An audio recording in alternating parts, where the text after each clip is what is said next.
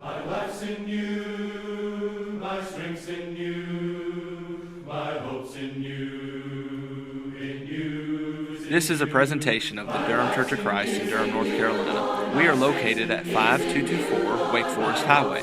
If you are ever in the Durham area, we hope that you will come by and visit us. Thank you for watching. Hi, my name is Sean O'Brien, and I am one of the members and preacher of the Durham Church of Christ. We have some exciting things to look forward to during the week of April the 28th, 2013. Our Sunday morning sermon will be on the topic of the inspired apostle, Peter, and his final words that we have within the Bible, 2 Peter 3, verses 14 through 18.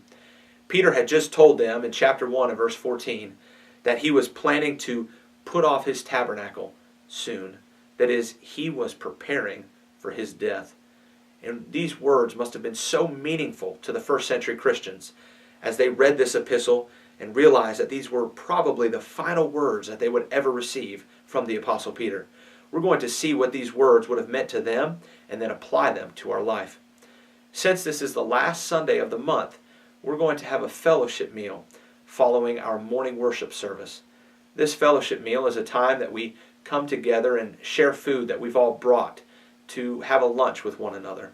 We get to know each other more deeply and encourage one another in Jesus. If you're planning to visit our services, please do not feel like you need to bring any food. Believe me, we will have plenty available. You can have my seconds. I do not need them. After this fellowship meal, we will then gather together and meet for our evening worship service at 1 p.m. instead of 6 p.m. like we usually do on every other Sunday of the month. During our 1 p.m. worship service, the sermon will be on Jonah. We're going to study the book of Jonah, and then we're going to examine his life, what he did during the book and throughout the various events that took place, and we're going to apply them to our life today.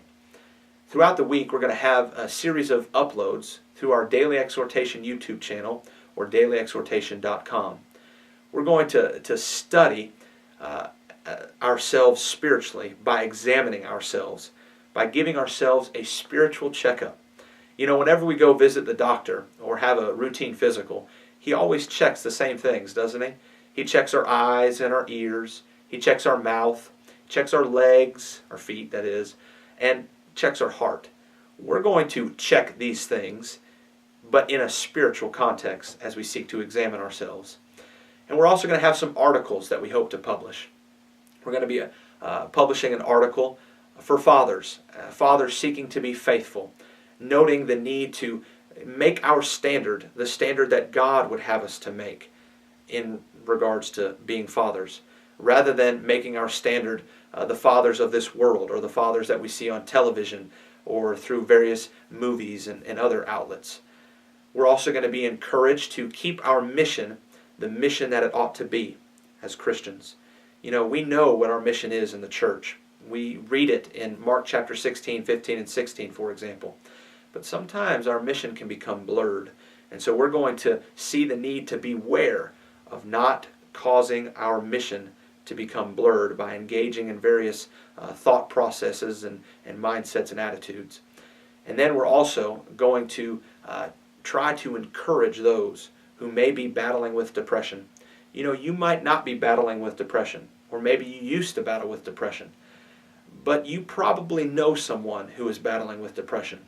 Statistics show that depression will be the second highest illness in all the world, second to only HIV and AIDS.